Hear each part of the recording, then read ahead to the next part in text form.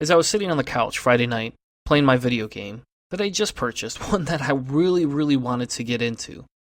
The alerts and the messages started to pour into my phone.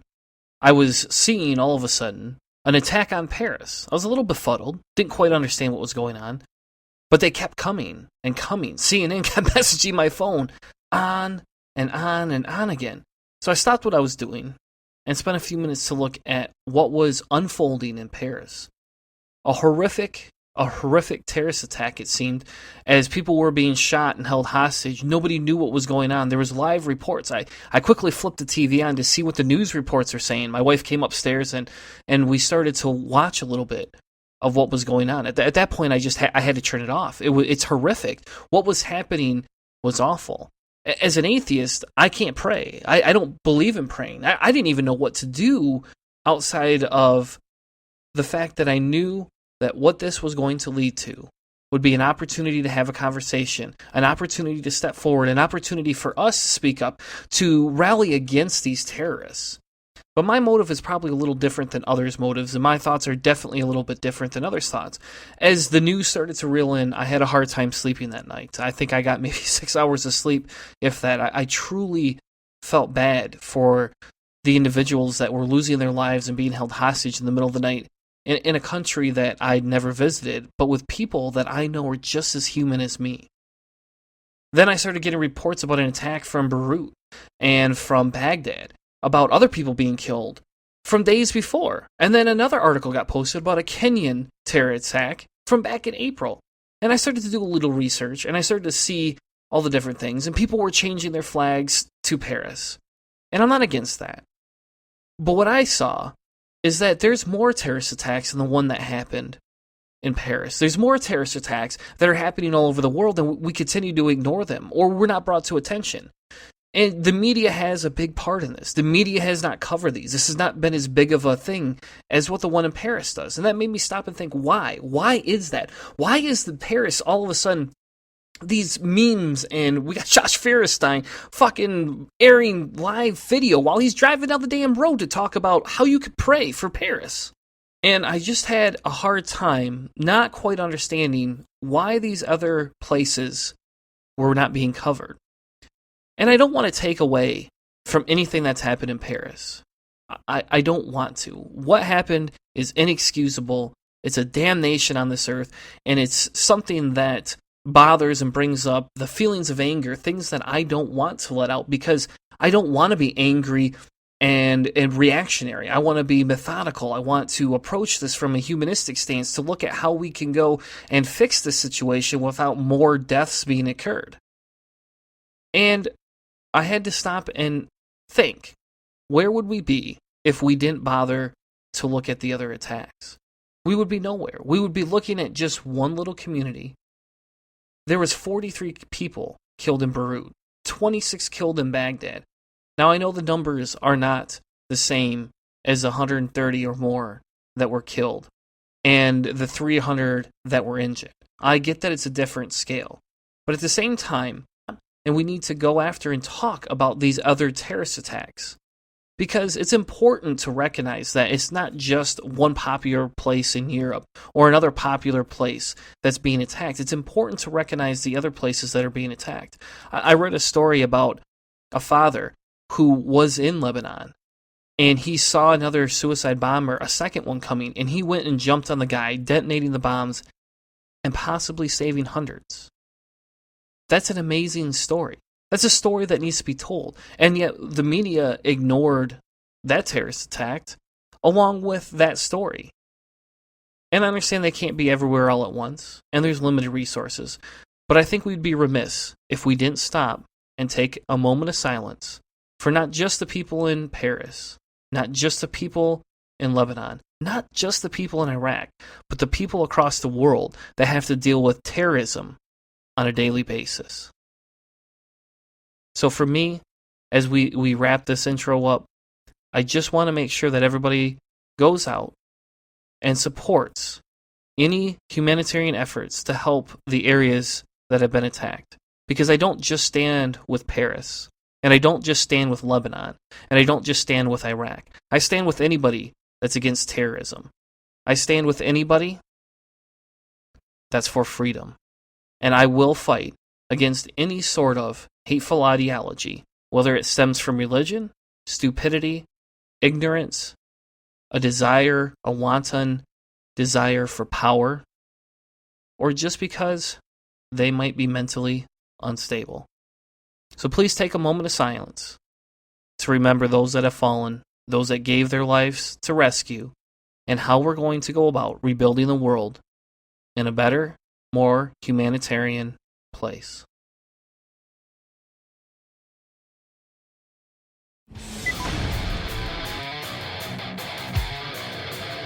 Walk with me through the cellar door.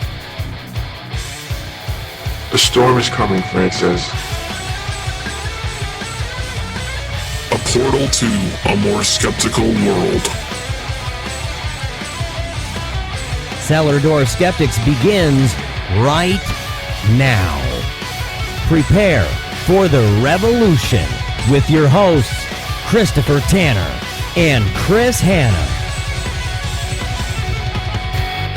Thank you, everyone, so much for tuning in to a new episode of Cellar Door Skeptics. Yes, we changed the intro up just a slight little bit. Got to throw a little bit at you, make it sound different. But tonight I'm joined by my favorite co-host, Chris Hanna. How are you tonight, sir? I'm fighting a little bit of a cold, so I may sound nasally or maybe a little tired, but I'm here. I'm doing as best I can. But what's this favorite co-host? You have other in the background? Are you cheating on me? I'm not cheating on you, but I have had other co-hosts before you. You are not my first. Yeah. You are not my. I'm not a virgin to the co-hosting business here, sir. Okay.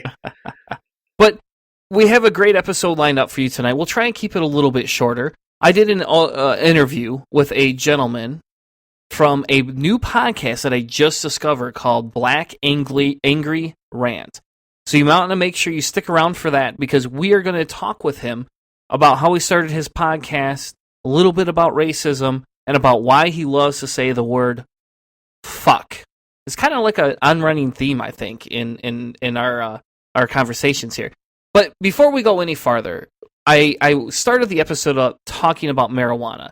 And Chris Hanna, what did you name the segment that we're going to do on a monthly basis? This month on pot. There we go. See, this month on marijuana is exactly what we want to talk about. And we're talking about this because legalization is headed towards Michigan's ballot box. So we're going to have this on the ballot in 2016, or hopefully have this on the ballot in 2016 if they get enough signatures. And so we dedicated a whole segment once a month to talking about marijuana coming to Michigan. So last month we debunked a local prosecutor's article and all the issues that it had with it. This month we're going to talk about the two proposals on the ballot. And so there is a difference. And I think it's important we talk about the two, and not just for our people listening who are in Michigan. So if you're from Michigan, this is going to be very imperative to you, something that'll be very good for you to listen to. But what's even more important is that other places that want to model themselves after Michigan, we have two proposals, and we're going to dissect them in just a second. But these two proposals are what needs to be done to help get marijuana passed.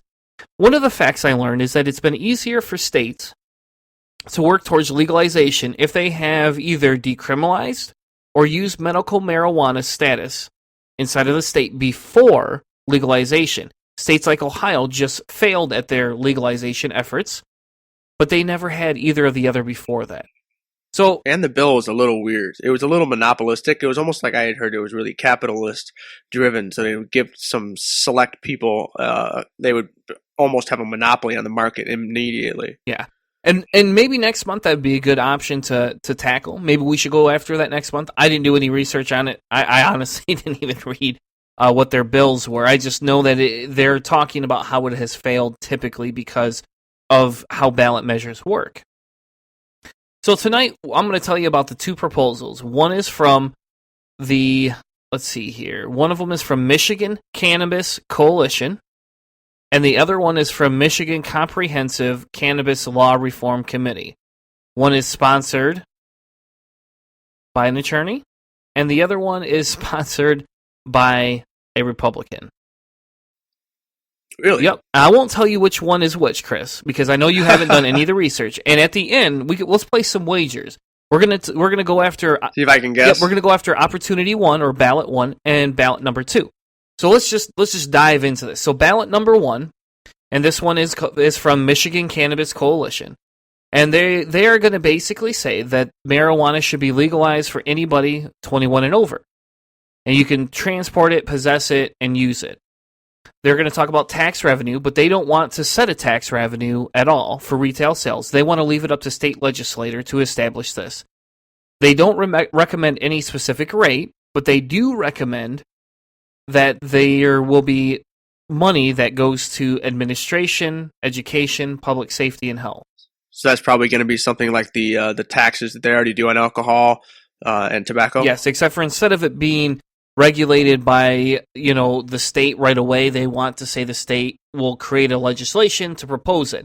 So then what they're going to do is they want to do a control board, is what they call it. They have a set dollar amount that they'll get paid, $30,000 a year, so not too high, and that they will have to establish all the different facilities and things going on by 2018. And this control board will basically advise the restrictions, the safety requirements, packaging, testing, regulation on health, that it's going to go. So they're going to set up basically a control board to tell everybody this is kind of what we've decided. Members will be appointed by the governor, House Speaker, and Senate Majority Leader. So now they talk about home growing, because that's a big thing. Home growing, you'll be permitted 2 plants per resident unless a local municipality establishes an ordinance to prohibit home growing. So basically, if you live in Jenison and Jenison says, we don't want this, not going to happen, they can automatically create an ordinance and you won't be able to do it. Now, I think that will be challenged. I don't see how that's legal, but that's what they say. They go on to say that medical marijuana would not change. This law would not supersede it or anything like that. They go into local authority, and this is a very comprehensive article, actually. I almost wish that everybody could just read along with me. But anyway, the legislative branch is going to say that nobody's going to be able to override the local cannabis board. So you're going to have a Michigan-controlled cannabis board. It's not going to be able to be overridden by local state laws outside of the growing. That's the one exception. They're going to basically say you can't drive around under the influence, which is nothing new. And the other regulations are they're not going to permit use of marijuana or infused products in a public place, bus, school grounds, or child care facility, or in any form of transportation. So that is ballot number 1. Ballot number 2, and I'll just read through this one as well, and we'll go through this, and then, Chris, you can make your comments, and then we can make our prediction after that. Sounds good. The second ballot is from Michigan Comprehensive Cannabis Law Reform Committee. So basically, they start out with, Chris, that legalization is for anybody 21 years or older. But they go in to put like kind of a precursor type thing that says you can transport up to 2.5 ounces and you can consume on private property. The other one does not talk about that. They also propose that they include language to legalize hemp farming, which, if anybody doesn't know what it is, hemp is the male plant. Has very low THC content, but is an awesome resource for making clothing, making any sort of other, housing. They can use it for housing and insulation. There's all sorts of things hemp is good for, even fuel. It's a really strong fiber. It's got a lot of cellulose in it. It's really sturdy and reliable. They use it for all kinds of stuff. It used to be used for, if not, maybe it's still used for, like the big ropes they use for anchors on ships. There's pretty cool stuff. Yeah. And so that, to me, that's a kind of a big thing. And you're going to see a bias here because I do like the legalization of hemp farming. I think it's great. They do put in provisions for tax. Basically, they're going to say you're going to have a 10% tax. It's going to be a 10% flat tax in addition to anything else that the state wants to impose. The revenue will be divided between the different transportation, school funds, and local government in which retail stores are located. The state legislature could reduce the tax, but will never be able to increase it. They are going to allow you to grow. You can have up to 12 plants in any manner that you want, but they have to be able to be prevented from unoccupied or unauthorized people who want to harvest it. So basically, I'm assuming they mean kids. You got to lock them up, which is what they have for the medical marijuana law now. You can't just grow plants in your living room. It doesn't work like that. They also talk about commercial retail and growing, and basically they're saying that instead of setting up a board, they're going to allow application fees up to $5,000. You can get a licensing. I'm assuming it's going to be very similar to the alcohol standard, which is kind of what they say. And you'll have to come up with regulations to prevent minors. You'll have to have a health and safety standards, and you'll be able to advertise. Medical marijuana would still be the same. It would not be superseded by this, and it would be the exact same as it was before. They talk about local authorities would not be able to impose any municipality to not override what the laws talk about. It has to be the same. Driving under the influence, they say that is going to still remain illegal, not something they're going to provoke. But they're also going to talk about per se standards, which is a new thing for me. And cops aren't going to be able to use per se standards to detect specific scientific or specific levels of marijuana in somebody's system. They're going to have to come up with a way to actually gauge that if they want to get somebody for driving under influence. And that's something that I was waiting for you to mention, because I found something. We'll talk about it on the show when we finish our little wager here. But I found something that they're thinking about using for testing people that are driving. Yep. The other regulation that they have is that if marijuana cannot be sold to consumers, specifically outside of these, you'd have to purchase your license. Basically, you can't. So I couldn't be in my house growing and turn around and sell to you legally. You could probably come and make a donation like the medical marijuana and gain it, but you wouldn't be able to sell. So I couldn't create a business out of my house without getting regulation for it. Well, yeah.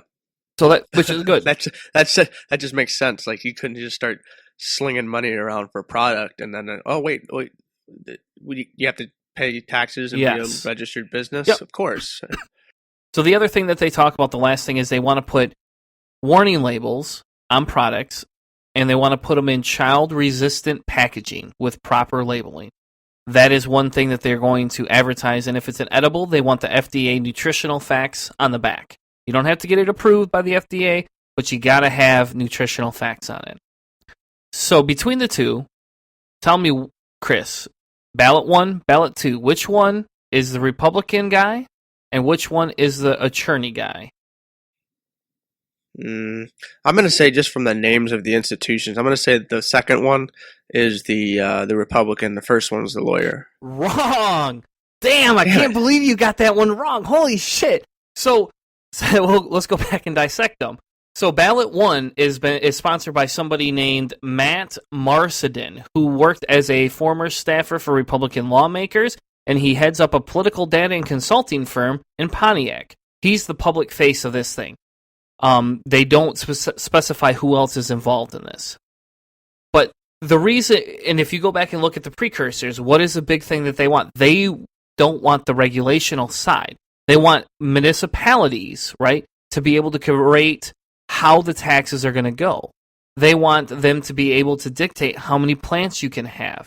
They want to make it so that basically you have to go to a store to buy your pot for the most part. So for anybody that does never grown pot, 2 plants, if you are really good, could yield 5 to 8 ounces each. That's a lot of pot. And your growth cycle is every 2 to 4 months, depending on the strain, depending on where you put it, depends on how fancy of equipment you have, lots of different factors. So the first one is restricting you to 2 plants. So it's saying, we're going to control how you distribute marijuana. They're also saying is that the local municipalities can override certain aspects of our law. So they could basically say the local authorities can establish an ordinance that basically says you can't grow or sell retail facilities in our county. Yeah, so you can't grow, essentially, meaning that if the local municipality, if it's majority, let's say conservatives, who don't want you to be able to do it, then even if the national law says it or the state law says it, and just in your little podunk town, if everybody says no, then you can't, even if you're just growing a couple in your backyard. Yep. Nope. That's exactly right. That's why I'm against that one. So I'm gonna come out and make my side, and I'm against some of the other aspects in the other one, but this one, just that specific thing that says you can create or you can tell somebody and restrict them from growing in their home, to me says, hey, you know what that means? Oh, you got to buy from the corporate entities. Fuck that. That's bullshit. Yeah. And that's the one thing we should be avoiding when we talk about marijuana. Corporate entities. Yeah, I definitely think that. I mean, what I would say, like a couple of plants, like you said, like that's a pretty good chunk of product if it's just for your own personal consumption. 8 ounces, you know, that I've seen that stuff dried out a little bit. That's a pretty good amount. I mean, is that too much to ask for just to allow people to have a couple of plants versus like you can't have a company or a corporation or start your own business or whatever, just be piling bricks upon bricks. Obviously, yeah, no, that would make maybe a more conservative city be a little bit weird, but just to have the law allowed and legal, but to have a conservative town with just, you know, a bunch of people who can kind of get together and mob scene you out and won't let you do that. That seems a little bit messed up to me. Yep. And so if anybody is looking into these proposals, anybody that's going to vote, in my opinion, do not vote for Michigan Cannabis Coalition. Do not vote for that proposal. While it's still better than what we got, once we legalize it, we're going to have a harder time repealing it. Vote for the MI legalize, and I'll post all the links in the description of this podcast. So I don't want to spend too much time, you know, going over and going through the 2 ballots. I mean, we addressed the 2 ballots. Yeah. The reason I like the second one better is because they don't establish some control board. Right now, our House, our Senate, and our frickin' governor are all Republican, so it's pretty easy to get something passed. So that's my problem with that, is when they go to appoint a board, it's going to be a big issue. This way, they're saying, hey, you're owning your own business, come buy a license from us. What does that license do? What do renewal fees do? Basically, what that does is that gives that local government, so let's say Jenison does it, that would give them $5,000 per person who wants to sell it in that area or commercially grow it. That could be huge. So let's say there's 20 houses and somebody wants to start up 20 grows. You know, that's what, $5,000 times 20 people. That's $100,000 that company or the county gets. The city. For nothing. Yeah, the county. Yeah. And that's if they're selling, they're going to have to pay taxes as a legal business anyway, so they're getting that money to begin with, just to get that license. I also like that they offer more plants, because no, Chris, if you're good, you get 8 ounces, and that's every 3 to 4 months, right? Or 2 to 4 months. That's if you're good. Yeah. So I'm going to say your average beginner is going to get 1 to 2, and the chances of your crop failing. So let's say you get mites in one, the whole thing's gone. Your plant next door, it's gone, unless you grow them in separate rooms with separate lights and separate controlled environments. If one gets mites, the other one gets mites. That's why I'm against that aspect. You get 12 of them, you have a better chance of not having to scrap everything. And you got to think, so while I understand, for me, people don't want people don't like that. People don't feel comfortable. They think these are going to turn into meth houses. That's what we talked about last time. They're going to have meth houses that'll blow up. There'll be pot houses that burn to the ground and burn all the neighbors. No, that's not going to happen. It could happen. No, Richard Pryor is not going to be running on the streets on fire. He's not going to run the street on fire. And so, so could a house set on fire and get other houses? Sure. But for the most part, the regulations are going to be there. We're going to see more conferences come through this area. We're going to see more people want to take learning classes to understand how to grow, how to do these things. And you're not going to have these safety issues that people think that we're going to have. I want to make it very, very clear to everybody listening that for me being able to legalize it doesn't just make it so that you can go smoke fucking pot. It decreases your crime rates because you're not having people getting arrested for small petty things. It decreases your jail sentences and the amount of people going to jail. It decreases the amount of taxes that go to put those people in jail. So fucking Republicans are people that want a limited government, libertarians, everybody. You want limited government? Why the hell are we putting people in jail for non-offensive or non-violent offenses? This is ridiculous. It's cost more money to imprison somebody and regulate them inside for a non-violent offense than you can even imagine. And so why should we do that? Why should we go out of our way to imprison other people at a high cost to taxpayers? It makes no sense. It's a violation of basically the pure tenets of libertarianism and neoconservatism. That's exactly what it is. That's what I've always said is if you don't like the things that my in-group likes, that is the difference between like, oh, well, we don't like this. But if you're part of our, like the libertarian perspective, like you mentioned, it's just like, we want more people to have rights, all kinds of rights, as long as they're similar people to me and they like the same things I like. So I definitely don't, excuse me again, everybody. I don't, I think that's quite that best of ideas, but I did want to say that a lot of people are probably scared or a little bit hesitant towards this type of legalization because of the driving impairment stuff. And we mentioned this the last time, and I was just going through some stuff, and there is a company called Cannabix Technologies, and they have recent studies that found that THC, whether smoked or ingested, was expelled through the lungs over a 2-hour period.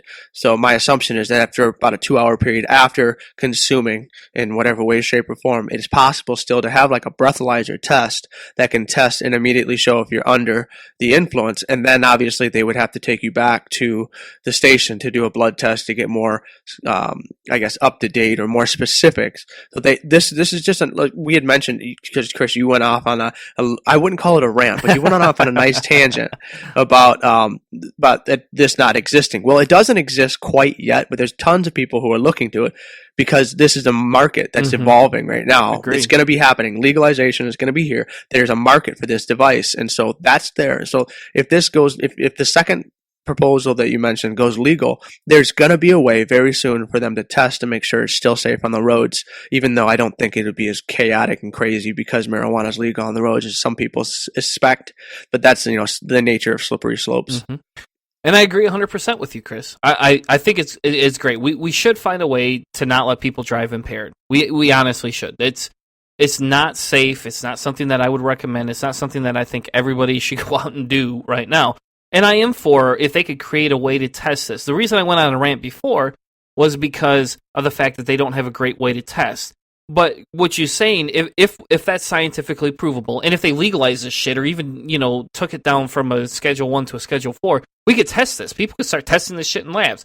So as soon as it legalizes, that actually may be a good benefit for Michigan. Maybe we'll get test labs here because nobody's going to go after them. Nobody's going to try and imprison them.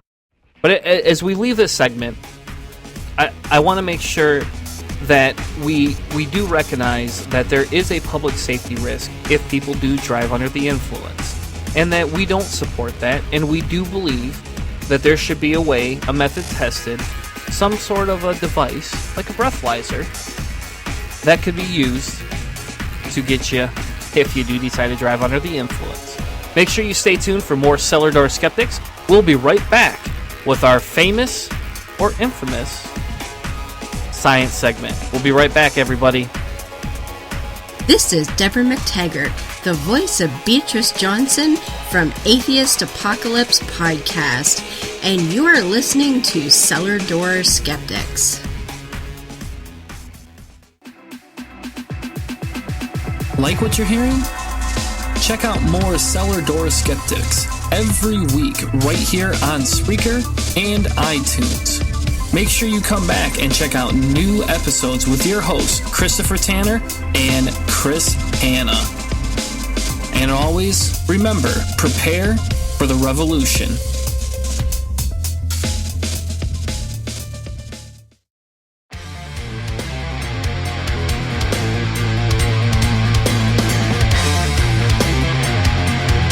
Now, back to the show.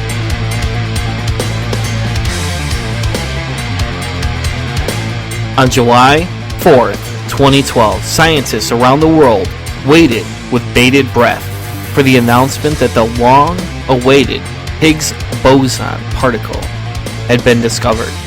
The finding, the result of the biggest and most expensive experiment in history, was set to either confirm reigning models of particle physics or reveal gaps in scientific understanding of the universe.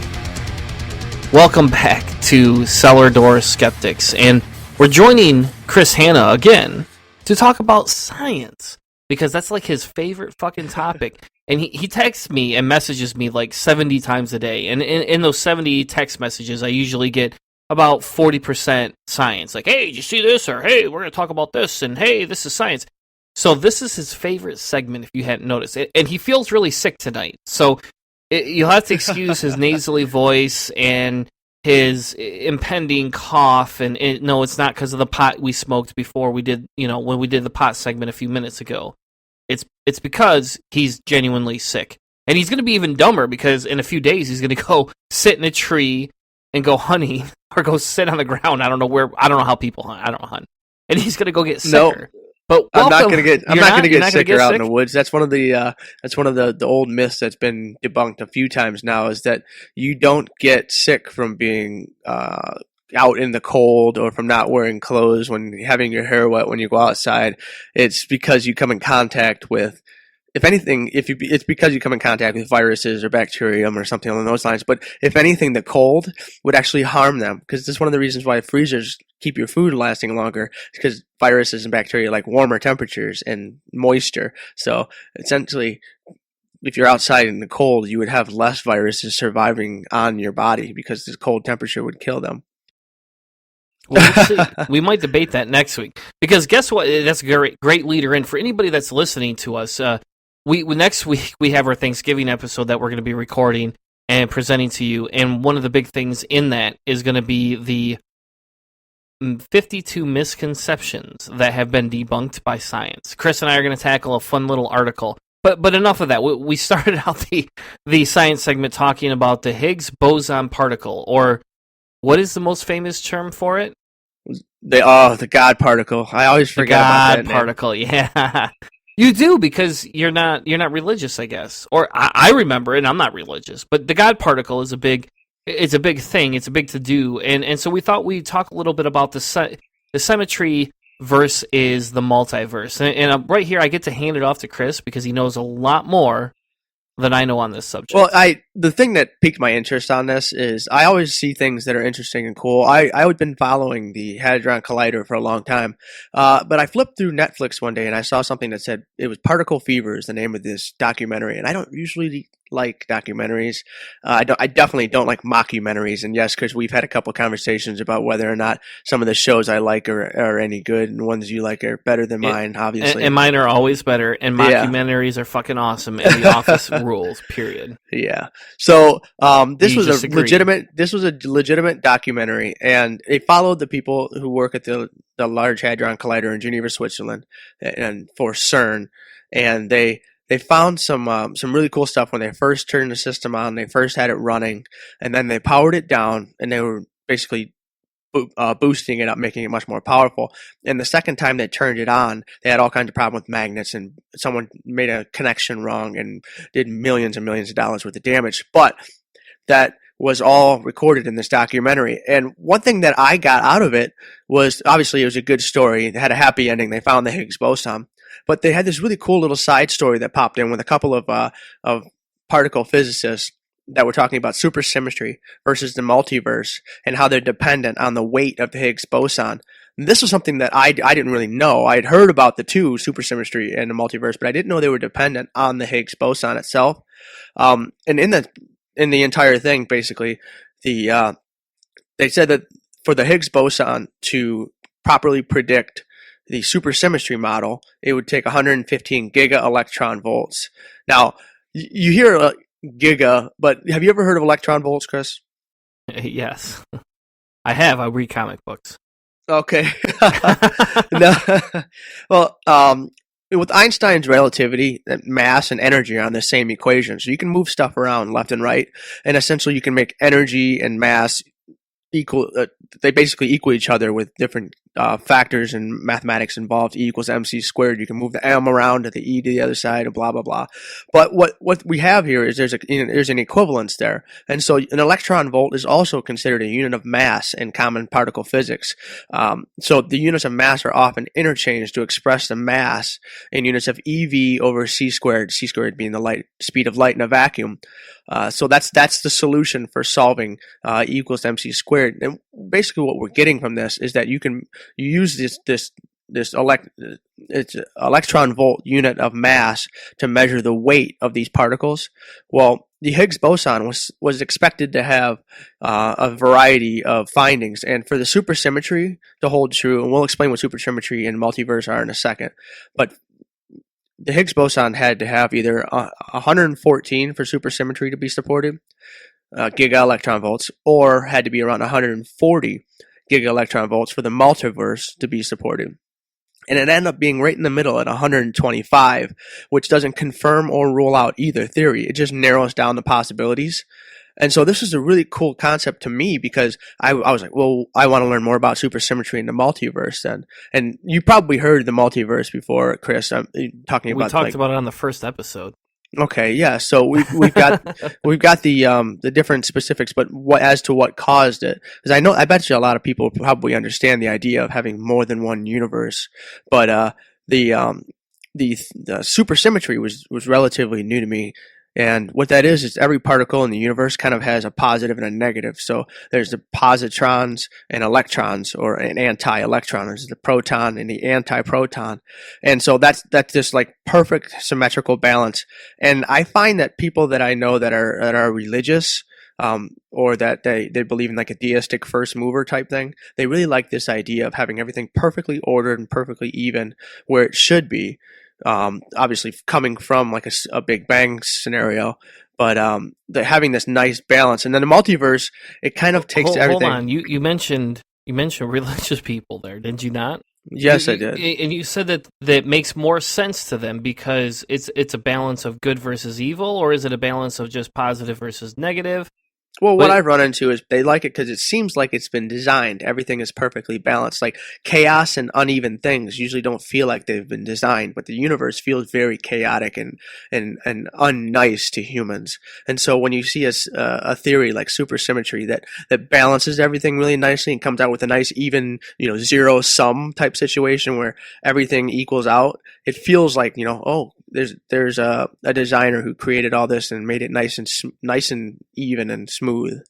Or it supports the evolutionary model that once you get to the farthest points of each extreme, they start to balance each other out. I mean, if you think about it, evolution's in everything, and I'm sure everybody's sick of hearing me talk about evolution. But we haven't done it as much on this show as I did on Atheist Analysis. But, with the whole evolutionary model, and Rachel Nanan Brown from... she used to be with Dogma Debate, now she's with Atheists on Air. She did an episode where she talked about how you can see evolution in everything and how basically evolution is you're not looking at a designer, you're looking at evolution in and of itself. And if you want to call that a designer, you can, but that doesn't mean it's some all-powerful being or anything like that. It's just the way nature works. It's an invisible law that we just haven't basically granted prowess to. And so basically what it says is, when some sort of species starts destroying plants and destroying the earth and stuff like that, it'll rebalance itself out in some way, shape, or form. Well, one thing that you're kind of doing is what I've heard a lot of people do is like the evolutionary principles are basically the principles for governing how and why life is formed and what it does in nature. But yeah. The universe, the Big Bang thing, like I guess you could see that in kind of an evolutionary way, but it's more the universe is a specific example of how the physics directly affect all of the particles and the atoms, and then obviously larger and larger and larger into fusion and fission and stars. There isn't really like an evolution to this. It's a series of governed laws that they're specific, they're unchanging. There's no randomness there. It is either the equation understands it exactly, or we don't know exactly, so that we have to put a little constant to adjust for error. But mixing evolution in with you. Mixing evolution in with physics, like evolution is biology and animals and life and like universal physics, the Higgs boson and stuff. I don't think it so much evolves as it is. These are the equations that explain it. But to a point, it creates the evolutionary side of things. That's what I'm getting at. Is creating that evolutionary side of things. You're getting the ebb and flow. These are the building blocks that eventually lead to evolution. Yes. Okay. And so because you're just looking at a baser model of it, and which is why I bring it up, because to me, what you explain with the super symmetry makes more logical sense than a multiverse, personally. Yeah. And to me, the multiverse would almost be like the evolutionary side of the symmetry, or super symmetry, I'm sorry. And so you would see if super symmetry was expanded upon, right, and it let's say it multiplied upon itself millions of times over, I would see it turning into a multiverse because of how it interacts with each other. But the super symmetry, to me, I'll be honest, and I'm not religious. I came from religion, but I'm not religious. To me, that makes a hell of a lot more sense because it equals itself out. It fixes itself. It fits with inside of how evolution is understood in the same manner. It's just a different scale of things. So to me, it doesn't seem like it's a designer that designed it, because if a designer designed it, that designer would have to be 100% perfect for it to be logical. And we all know that there's no God figure that you can put out there that will make it 100% perfect. And so to me, it makes more sense from a secular or atheistic point of view, from a naturalist point of view, that we have super symmetry over maybe the multiverse. And this is one of the issues that we've run into. The universe itself is becoming more chaotic, and it's not really becoming a nice, closed, clean ending. Because there's some people. I was listening to Stephen Hawking's A Brief History in Time earlier today, and they talk about the universe expanding, reaching a certain point, and then contracting back down onto itself. But it's the universe is expanding at a rapidly growing and even increasing rate, so that entropy, which is the unusable energy, like once you do a process of some kind, some part of that energy is lost that you can never ever get or use or do anything with. And so there can never be a perpetual motion machine where it'll run forever. Like that is impossible due to entropy. It's the second law of thermodynamics. And you can look up a little bit more information about that, and we can even talk about thermodynamics more in another show. But essentially what it's saying is that the universe is becoming cold and will eventually have a chaos and a cold death.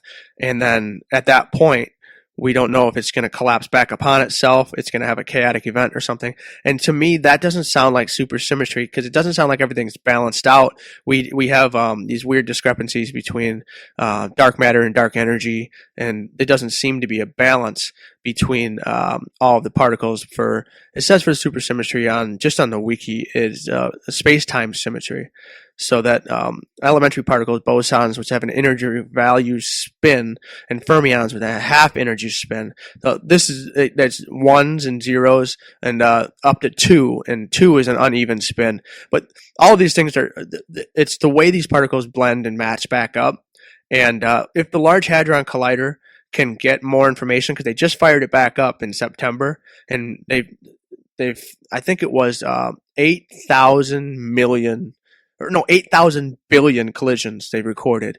That's 8 trillion collisions, if I'm adding all my zeros up right. So there's a ton of really, really great stuff out here. And so what they're trying to do is find out what that means, if the Higgs boson, if it could be a little bit more for supersymmetry or a little bit more for the multiverse or whatever. But I'm going to go into I like the multiverse idea a little bit better, because they say that time started at the beginning at the Big Bang or whatever, and then at the end of the universe, when it's completely cold and dead and nothing can be used again, does the universe just break apart because it's so weak and so exasperated, and energy is so evenly spread out over the entire thing that it would, let's say the universe would be like a bubble, it would pop or combine with another universe, and that could be a point where everything explodes from like a Big Bang again. And then there's dimensions and things. There's 9 different dimensions, 9 to 10 or in 14, I think it is, for quantum mechanics. And so for all those dimensions that we can't see, to me, it seems a little more, I guess, natural that there would be dimensions that we can't see. So those could be other universes and things. But this is just some really cool stuff that I like talking about. I love seeing what they've got. And this documentary, Particle Fever, it was really cool to see everybody really excited about science. And I don't know if we're going to have anything like that again at the Large Hadron Collider, because they just fired it back up after doing maintenance. And it's going to be that they're running at the same value, though. It's a tera electron volt. 18 tera electron volts, which is obviously 18,000 giga electron volts. So it's got a ton of power, but they're going to be making they think they're going to be making things like tiny mini black holes at the quantum level. But we'll see if it starts to do the super symmetry or the multiverse in the future. Yeah. And I think, that's the whole point of science, right? That's why science is interesting. It changes. I could say one thing, you could say another thing, and then all of a sudden a test is going to come out, and you're going to like, oh, well, fuck, Chris, you won. Or, oh, fuck, I won. I mean, like earlier when you couldn't predict it, I read it. I had the cheat sheet in front of me. I knew which one it was. But, science is kind of the similar aspect to that, and that's why science is exciting. So, when you brought this, you threw this on our Trello page, and we're going through different topics. I picked this one because it kind of throws us back to our first episode through the wormhole. We kind of get back into that. And for me, the most neat part about time travel, wormholes, is the possibilities. So is there some shitty possibilities? Yeah, probably. But there's some awesome fucking possibilities. And so if you want to take super symmetry, to me, super symmetry is like you, and then it's like you on the other side of the world with a goatee, and you're the evil you, right? That's how I always see it. But kind of like Community. I think Community does a big thing about this. And you should watch Community if you have not seen it. It's on NBC, or used to be on NBC. Anyway, and then when you get to the multiverse, you have such a random chance of what that you could be. And if you watch Rick and Morty, which is my new favorite show, and again, you guys should all go check out Rick and Morty, they talk about it. There's a scientist guy that's on this show, and he talks about the multiverse, and it's kind of funny because they have this collection in between the universes where they have like a little campground that they take the Jerrys to, and they're all different Jerrys from all different universes, and it's kind of like, oh, well, that's hilarious, and they're all too dumb to figure out that they're like each other, except for the one who gets really weirded out by it. But wait, you said Jerry as in Uncle Jerry? Yeah, they call him Jerry. He's not Uncle. He's the father in the show. Okay. His name's Jerry. A great show. Because the reason I think that's funny is because there's a George Carlin joke in the past where he says that all the Uncle Jerrys win the lottery, and they're always happy because they all come down from the sky after being dead for however long, and there's all the different Uncle Jerrys. I don't know. It's just, I mean, I'm curious if that is a pickup from Carlin's work or not, but either way, it could be.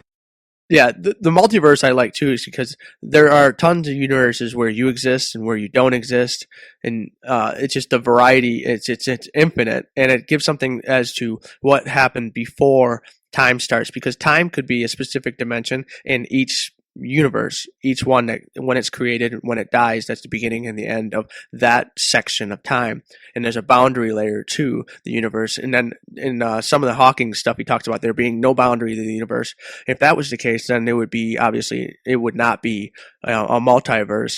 I was listening to his audiobook earlier, again, like I said a little while ago, and he talked about being wrong and how Einstein had a gravitational constant that he talked about he said it was his biggest mistake he ever made in his life. And in the book, Hawking says, I made a mistake, I was wrong, and most people get upset and run away from it, but as per science, I am in print saying I was wrong about something. And I find that sense of humility in a book filled with pomposity to be nice and reassuring. Science is self-correcting, and I love it for it. Yeah. And so as my brain is hurting, it's bleeding from all the multiverse talk and symmetry talk, I can at least go to bed tonight satisfied that we've had another great science segment, Chris. It was okay. It was a great science segment. We talked about some of my favorite things.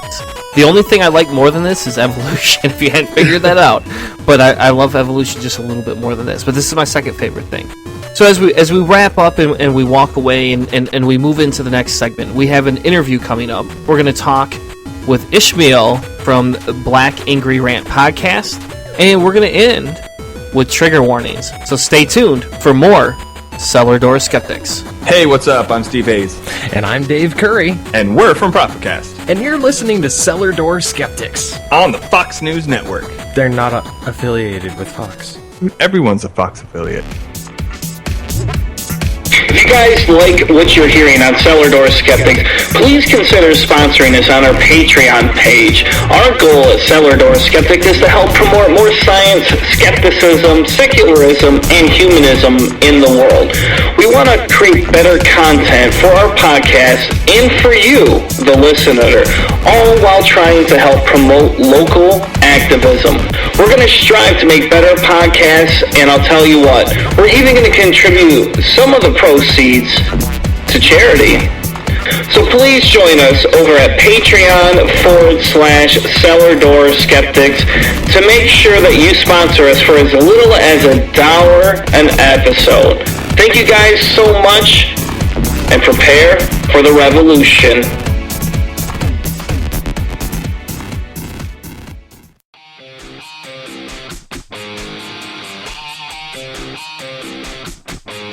Now, back to the show.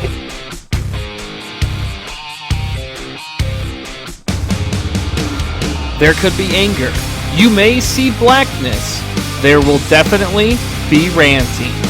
Please join me in my recorded interview with Ishmael Brown from Angry Black Rant Podcast. This podcast is one that has touched me, something I've started to enjoy over the past, 2 weeks now that I've been listening to on and off. Please look up his links in the description and follow him on Twitter and on Facebook. But without any further ado, let me introduce my guest, Ishmael Brown. Ishmael, welcome to Cellar Door Skeptics.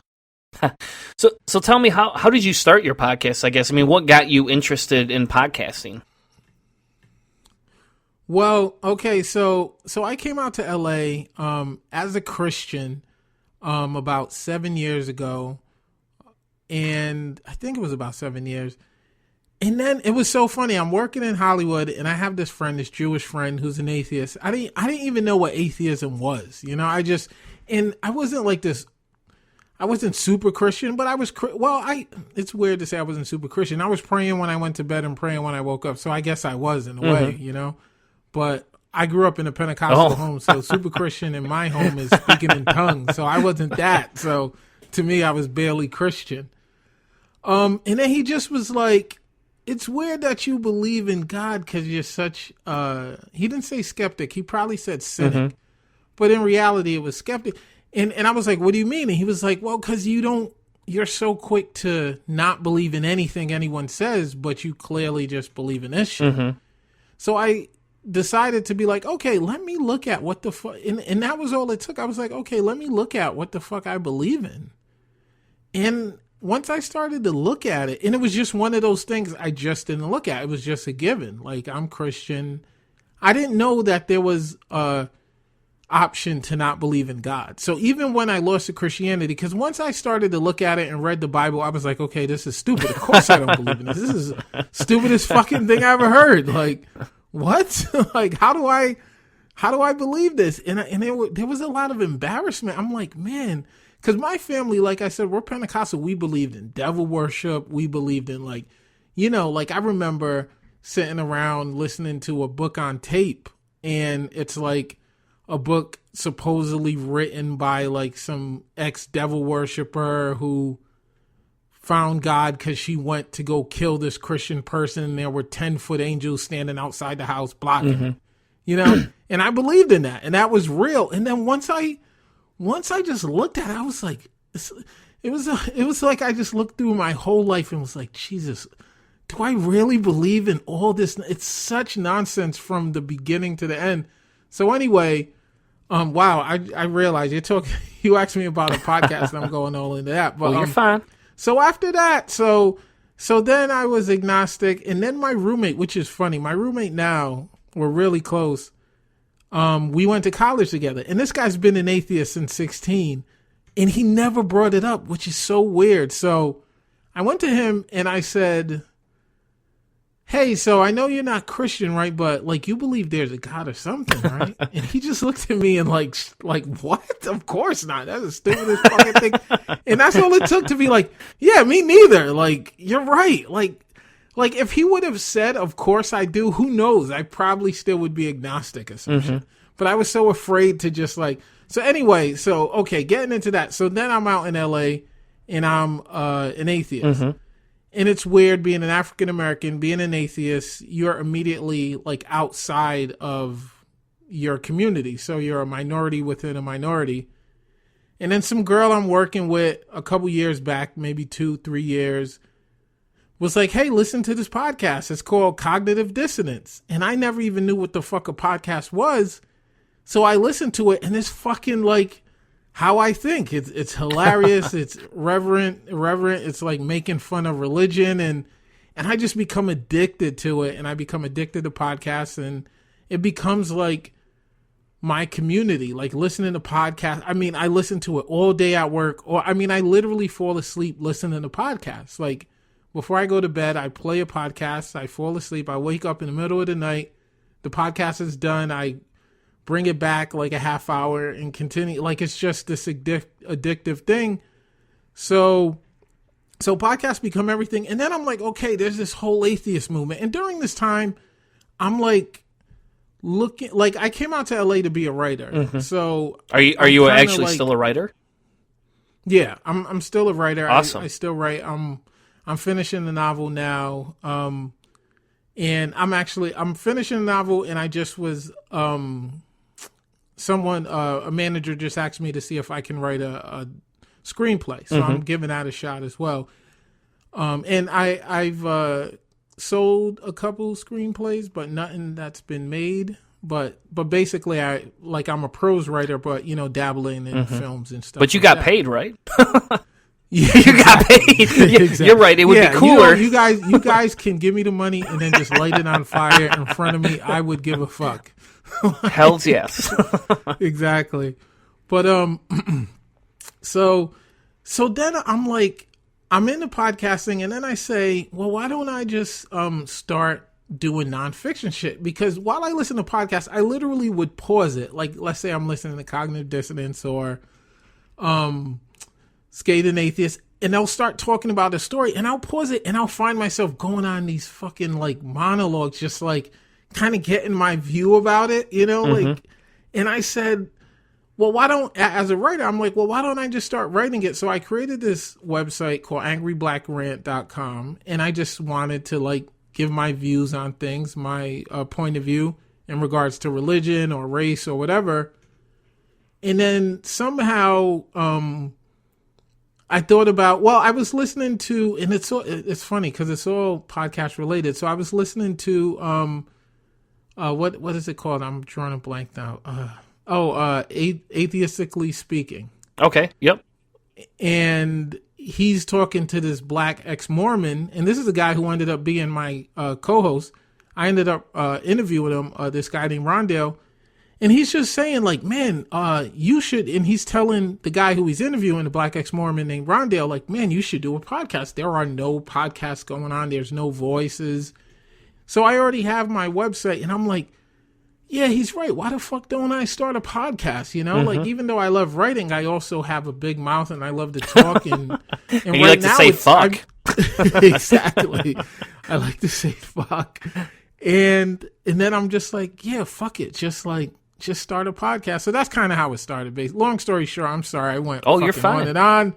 That's the whole point, though, right? Because it's not. Yeah. You don't need to hear how I got into podcasting. I mean, you didn't come on my show to go, "Hey, Chris, by the way, how did you get into podcasting?" Nobody gives a fuck about that. We want to know how you got into podcasting. See?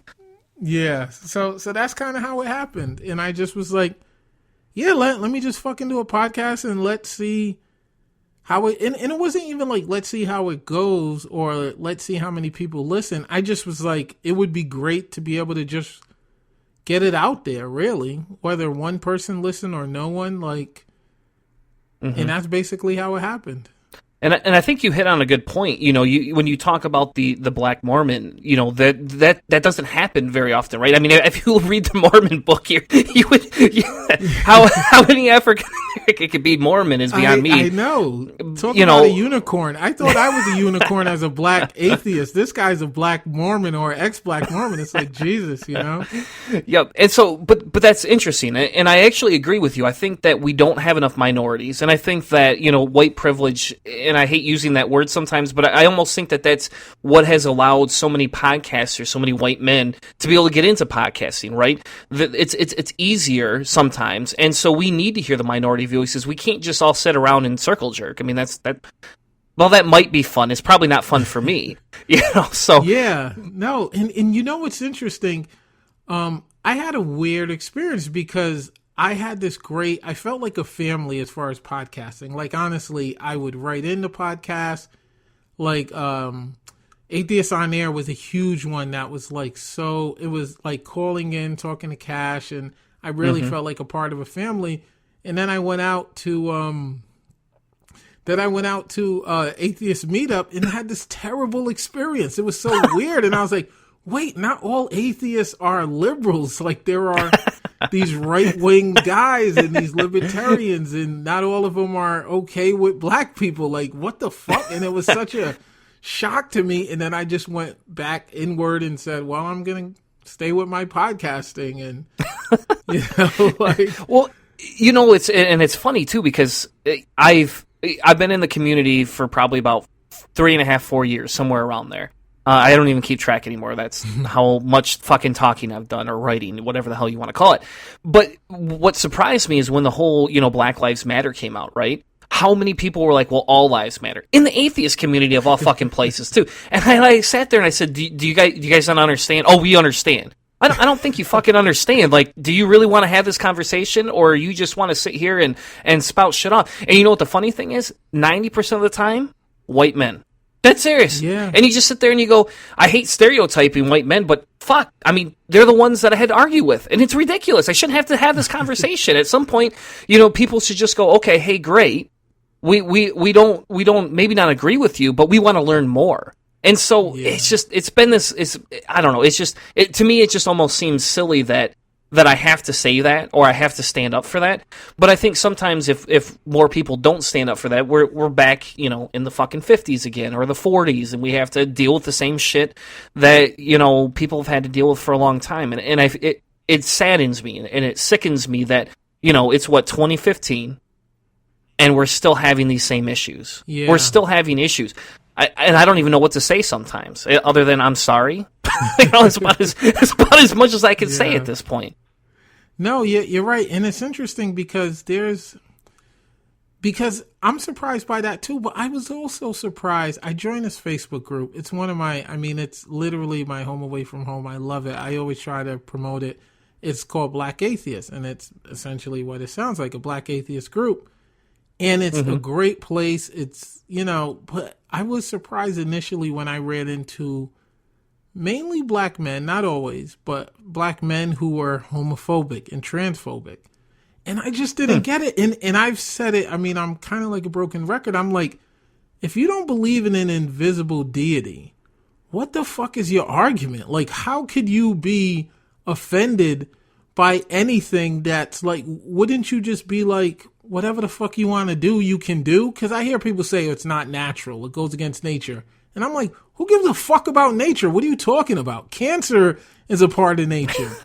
Like, I don't, like, if there's no God and he's not being disrespected by you liking a man as a man, what's the argument here? And I kind of experienced that initially with like just atheists in general being like having trouble with race. And I'm like, oh, wow. And then when I went into, a black group, I'm like, oh, you guys have not, and it's a minority, but like with the Tea Party, sometimes the minority is the loudest, or at least they stand out more. And I was just amazed by like, so you guys have trouble with Caitlyn Jenner, you guys have trouble with homosexuals, really, without a God? Like, where the fuck is this coming from? Oh, I didn't even ask. And I think it's old biases. Don't you think it's old biases maybe that just they can't get rid of some of them? Yeah, you grew up indoctrinated, because I grew up, I had a lot of problems with homosexuals and with women because I was just the way I was taught. I didn't know that wasn't the way to be. I didn't know that's how you shouldn't look at gay people. Especially, I grew up, my family's West Indian, and there's a lot of homophobia in the West Indian community.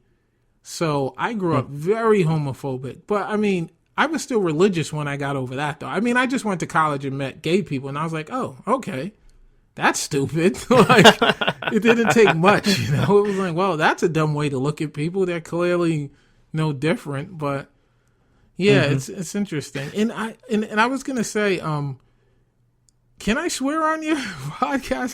You can Okay, swear as 'cause much I as the realized I fuck was you just want. How about letting that? it fly. I put explicit tags all over. I do. Okay. So long story short, if you want to call it that, I used to moderate that when I worked on Atheist Analysis, and then at some point, I don't know how it happened. I think when I became I was unemployed for a couple of months. And while I was looking for a new job, I spent all my time doing podcasting. And at some point, I just was like, fuck it, I don't give a shit. I'm not going to fucking moderate myself. God damn it, this is bullshit. You know, why should I have to go bleep every time I want? And I understand why some people do it, because you're not going to get on popular radio. Yeah. But at some point, I just stopped caring. I was like, I'm not famous. Nobody gives a shit. Exactly. I don't get enough views for me to, monitor my swearing. and just... Sorry. Well, so you're fine. So you swear as much as you want. Hell, I think you even have a segment on your show, right, called "Fuckboy of the Week." Is that correct? Yeah. Yeah. And see, so I look at that and I go, "Damn it! Why the hell did I not think of how to do that? Damn it!" And then I sit there and then I listen to it, and I've only heard one "Fuckboy of the Week" because I listened to the solo episode you did, and then I listened to your most recent episode. And so, how many times do you do that segment? Every week. Do you do that every week yeah, or yeah. every week? Actually we were in the middle of recording tonight, and I was like, fuck, that's right. I gotta be on this. So I told her I'll call her back and said, I gotta come and hit you up. So, but yeah, we were in the middle of doing a football. I want to do it every week. Like, and a lot of that comes from, I always kind of wanted to do a fuckboy, but then have you ever listened to, and I'm sure you have, Religiosity? No, wait, Religiosity. Oh, yeah. Right? And they have Skunk Dick, which I think is fucking brilliant. So I feel like it's very similar to that, like I started the fuckboy first, but then when I heard Skunk Dick, I'm like, oh my God, that's the same fucking thing. That's brilliant. Yeah. Yeah. And so we don't go on our podcast. We don't go that far. We just started a segment called This Month in Marijuana because they're looking to legalize in Michigan, and me and my co-hosts are from Michigan, so it's a big thing. I was involved in decriminalization because I think it goes farther than just the want for people to smoke pot. It plays into the racism. How about that? That's in Grand Rapids, Michigan. I mean, it's when I worked for Decriminalize, to just decriminalize marijuana in Grand Rapids. You want to know the highest amount of arrests for marijuana use was? African Americans. They ranged over like 75% of arrests in Grand Rapids, Michigan. And it's all for less than an ounce, and it was all for petty stuff. And so we actually got in a big argument with the police chief. Really? He went on the TV. Yeah, he went on the TV, and he was like, "Yeah, they just want to make it so everybody can smoke pot." And how many times do we pick up these criminals, right? And they're doing something else. This is just an additional charge, right? Guess what? We save them $2.5 million a year in court costs, police costs, jail costs by decriminalizing marijuana. Crime rate has gone down for medicinal use almost instantaneously. And so not only is it pointed out and they just didn't like it that they're racist, it was flat out obvious at that point. But when you saw a decrease of that, you get less people giving a reason to hassle somebody. And for a stupid charge of marijuana, why the fuck are we trying to ruin people's lives over it? It does less harm than alcohol, for Christ's sake. It does less harm. Yeah, if less harm than should religion. Be illegal, it's alcohol. Like the deaths that alcohol has under its belt is ridiculous. Another big thing from your podcast that I noticed was you have a very angry stance. You don't honestly sound angry. It doesn't seem to be something where I hear you as an angry person, but you do come off, you do have a lot of anger that's within some of what you talk about. And so I want to ask you, because I've been accused of this before as an angry atheist. Do you get the accusation of being an angry atheist all the time, or is it something that kind of nobody really questions I don't get for it. you? And it's funny because when people at work, work's different, because I honestly feel like I put on a certain face. Because when people at work heard my website was called Angry Black Rant, they're like, but you're not angry. And I don't know if I'm angry, but I'm passionate. And a lot of times as a black man, I've been accused of being angry when I get passionate about something. So I kind of took the trope of Angry Black Man, Angry Black Rant. But honestly, I don't think I'm necessarily angry. I can get frustrated, and obviously I can get angry at some things, but really it's just passion. Like, there's no real anger there. I was a very angry person when I was religious. Go figure. But when I became an atheist and understood the world better, the anger went away. It was more, I mean, just when you, I don't know why. But yeah, I was a lot angrier when I was religious. Now, I'm not angry. I'm just passionate about stuff. That's really it. See, and without the passion, you don't get as good of a podcast. How about that? You go back and I'll just tote my own horn a little bit, but you go back and listen to my marijuana one. I get very passionate because it plays into not just, my desire to legalize all drugs, but it plays into the fact that I see racism and I see a stereotype that continues to get pushed in communities that, don't care.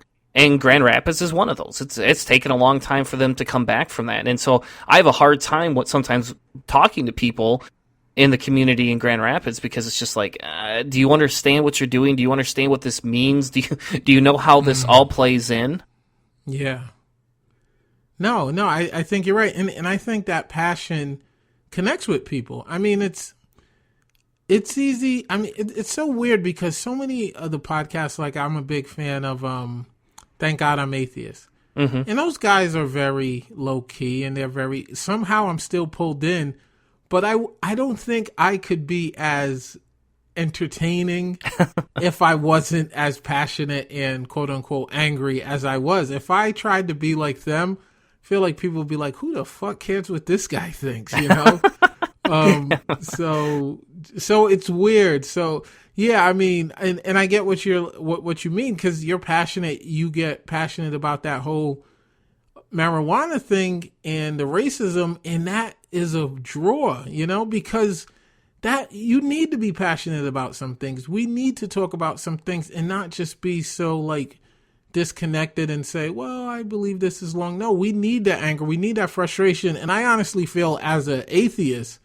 not just an atheist, but a black atheist, I'm very passionate and I'm very frustrated and maybe even angry at times because how much we have to fight against the basics, how much, like I was just listening to a podcast and they were talking about how some guy was asked to leave a town hall meeting because he wouldn't stand for the prayer or the Pledge of Allegiance.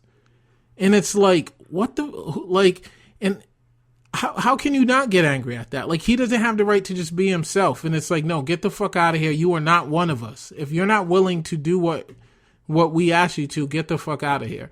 And obviously as a black person, that resonates on so many different levels, and I feel that even though, like, obviously being an atheist is different than, segregation and things like that, I still feel the same way about it, though. It's people, it's an abuse of power. It's like as far as emotionally, there's no difference for me, whether you're treating me like shit because I'm black or like shit because I don't believe in a deity. The anger's still there. The abuse of power is what really makes me be like, fuck you. My voice needs to be heard for whatever reason you're trying to just marginalize me, And I think that's some of the problem. I think in our society, if you think about it, we have media now. We have all this media. We're inundated with news and information that we never had, 50 years ago. Even 20 years ago, we didn't have. Podcasts have only existed for 10 years, if that. For fuck's sake, So we're inundated with so much information, and it's easy to do some of this stuff, so lots of people could get a voice. But the problem is when we become inundated, I think people just go, they get tired of it. I get that with the feminism thing too. Sometimes people are like, man, Chris, just shut the fuck up. I don't want to hear about how you think that's sexist. I don't care. It's not really that sexist. And it's like, well, it is. That's fucking sexist. Do we have to have this conversation? Okay, well, let's have this. Well, I don't want to have this conversation. At work, and hopefully my boss never listens to this. He probably won't because he's a Christian, but at my work, I had that one time we were arguing about something, and he said something horrifically sexist, and I didn't say anything at this exact second, because we were in a crowd, but I went back to him a few minutes later. I was like, hey, just so you know, that kind of bothers me what you said, not to be mean, but let's think about this. Let's talk through it. And so we got through it, and about 15 minutes into it, he finally was like, hey, you know what? I I don't even want to have this conversation with you anymore. You're hard to have a conversation with. And I was like, why? Because I don't want to agree with you? Yeah. You're being sexist, dude. And it's just, I don't know, it's ridiculous. I should have to have it, but I think somebody needs to have those conversations. And my personality lends to the angry side of things. So, why the fuck not?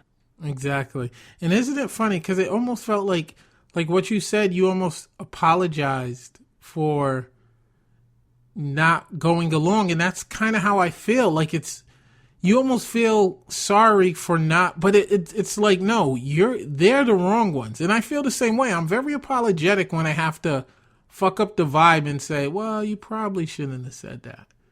And it's not like I'm an agreeable person, but when there are certain things, it's going to be personal to them. Like how your boss said, well, I don't want to have this conversation with you, is because if he realizes he's wrong, that has to do with his character. It's not just like, he's wrong on this topic that doesn't, he's clearly his worldview, or there's something about him. He's going to have to admit, I'm sexist. And nobody wants to admit they're sexist, never mind racist or anything like that. So those are tough things to have. It's tough to call someone out, especially when everyone else just agrees and lets it go. And they just have the privilege of, whether it's the privilege of being a man or privilege of being Christian or privilege of just believing in a God. And you have to, say, well, you're kind of being insulting to people who don't agree with you. Because they're like, who the fuck doesn't agree with me? What are you talking about? There are people who don't feel the way I do about these things, so it's tough having to speak up. And it kind of lends to the atmosphere, and the more activism I've gotten into, the more I notice things, the more I notice the inequalities, the more I can sit there and go, hey, you know what, I get a certain privilege whether I want it or not. It's there. And I walk into my company now and I sit there and I go, well, if I were African American and I walked in and I sat there and I looked at the diversity here, I would almost go, why the fuck is $9 an hour people always minorities? There's something wrong here with that. But people don't think about that because people live in their biases and people live in all this hoopla, right? And it takes somebody else to point that out.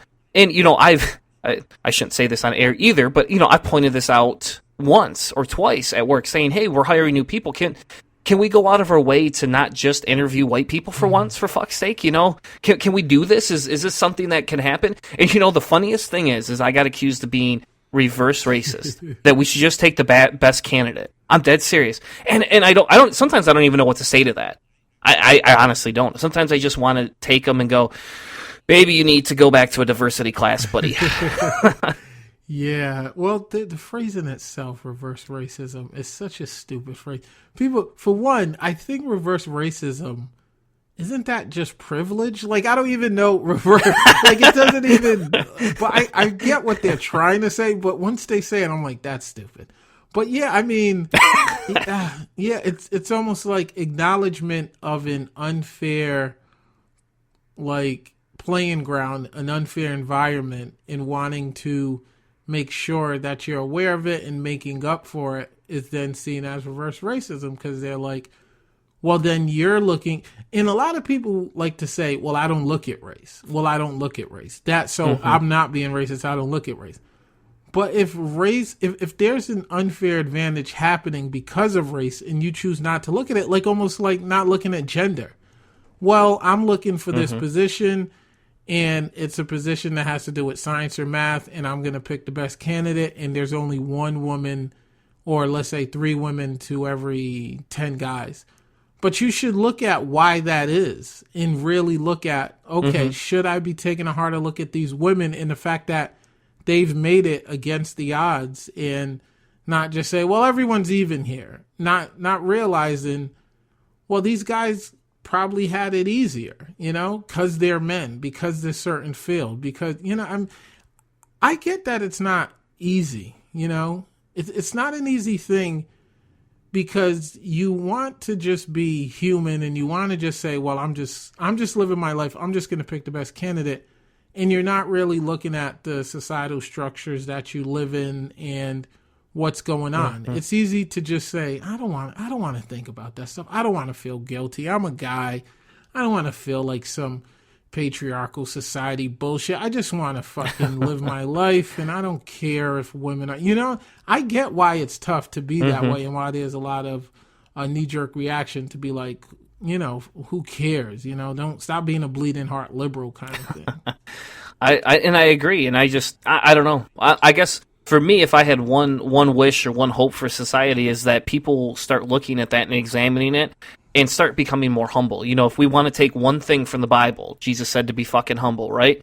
Well, I can agree with that. We should be a lot more humble in understanding other people's lives that they've. It's not even that they've gotten dealt because there's no God to deal with it. It's just the way society has worked, and it's almost an evolutionary thing sometimes, And the problem is that if we don't help correct that, we're all going to end up fucking dead in the next 50, 200 years.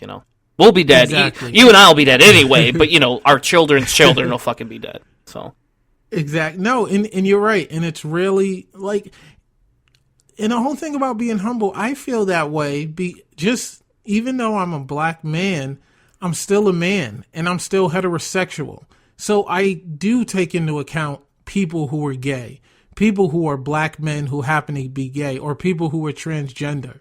Like, I can easily say, man, I don't give a fuck. I got my own struggle. Are you kidding me? Who's quicker to be shot by the cops, me or some fucking transgender person? But that just would be, I wouldn't even know how to think like that. You know what I mean? Like, that's just, to me, that's so cowardly. And saying, well, I'm not going to look at the world around me to people. Like, basically, when I decided I wanted to make the world better, and this sounds so like, oh, I'm trying to be such a great person and sound like, I'm really not. But I just literally, once I got rid of religion, I stopped looking inward and I started looking inward and stopped being so selfish. And I just started being like, yeah, this is a fucked up world, not just for me, but for a lot of people. And if I can at least try and look through, try and see their experience and, be more aware of it. To be honest, it is selfish in a way, because I do feel better being that way than just being like, oh, I'm a victim, fuck everybody else. It feels good to be like today, I spent the whole day arguing about Phelan Fox, the MMA fighter who's transgendered. And it was interesting because I was actually arguing, I'm not 100% as fair for her to fight cisgendered women. But at the same time, everyone who supposedly shared that point of view were being completely transphobic, completely offensive. And essentially my argument just started being about like, you need to treat them a certain way. And it was less about like whether it's fair or not, whether, you want to argue about bone density and shit like that. That may be true, maybe not. And just more like, why the fuck are you guys calling her or him? Why the fuck are you guys just being offensive just to be offensive? And I brought that whole thing up. I'm like, if you don't believe in a God, what the fuck is the issue here? Why don't you respect how she sees herself?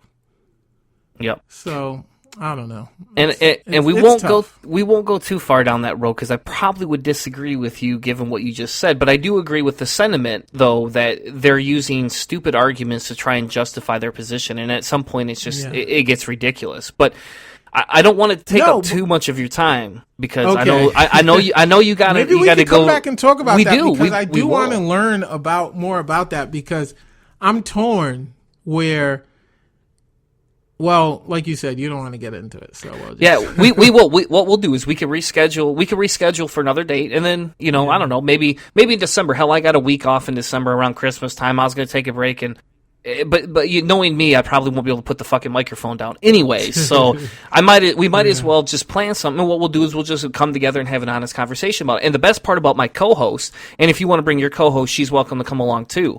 But what we do is my co-host is usually kind of my he's my liberal moderate, right? He's not as far left as I am on things, but he's still liberal enough that we get along 99% of the time. But he's always kind of the calm one, the mediator between everything. Okay. So I'll just drag his ass along, because I figure it's just easier. So, but we can't leave the segment until you tell everybody where the fuck. And I'm going to say fuck again, and I'll say fuck a third time, see? Because then when you plan on your podcast, you'll be like, hey, look, I did an interview, and I was able to swear as much as I want, and then he did it right back. But you got to tell everybody where they can get a hold of you, And, of course, I'll post links in the description. But where can they get a hold of you? And if they want to contact you, what's the best way? Well, the best way to get a hold of me is emailing me at ishmael@angryblackrant.com, or you can just go to my website, angryblackrant.com, and go to the Hit Me Up tab, and you'll be able to shoot me an email that way. But like most podcasts, you can get me through iTunes, Stitcher, and the usual places. Cool.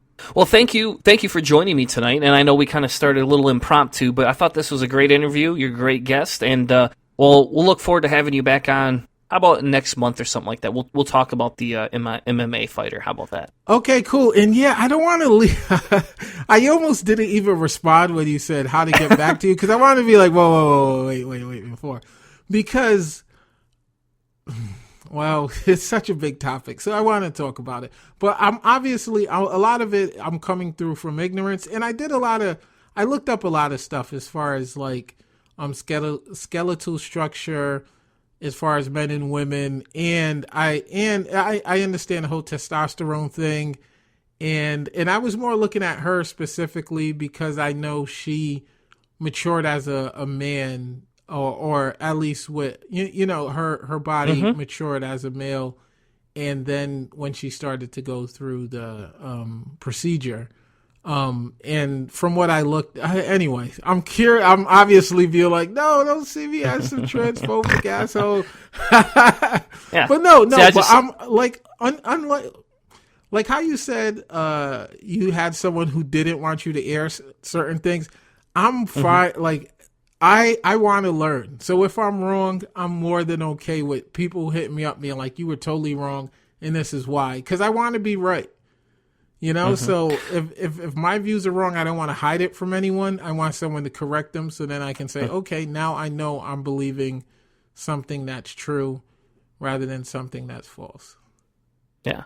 And see, and that's the best part about being on my podcast, because we're the Skeptics podcast, right? We don't claim, we are atheists, but we don't push the atheism envelope. We just say, let's fucking question everything. Yeah. So you could be right, and I could be wrong. Yeah. And so I'm not going to claim you're wrong until we have another conversation about it. But for any of the listeners, if you want, make sure you send all your hate mail to cellardoorskeptics@gmail.com, and I'll make sure I get it over to Ishmael. That way we don't give him too much hate mail. But anyway, it's been great. It has. Well, hey, it gives you something to rant about, right? Exactly. Give me something to rant about. See? And something to be wrong about. So, and I got to say, I'm glad you brought up that, your podcast is focused on skepticism, because now that I've joined Facebook groups and met a lot of atheists, I'm realizing, before I never would have said this a year ago, skepticism is more important than atheism, which is so weird, because especially living in America and just such a fucking religious country. But the more atheists I meet that clearly aren't skeptic, it just tells you immediately, man, it would be better if they believed in God and they were skeptic, because they would make the world better than being an atheist and believing in bullshit, or just not having critical thinking. I'm glad you guys are doing skepticism, because that's so important. Yeah. Well, thank you for joining me tonight, and make sure everybody checks out Angry Black Rant.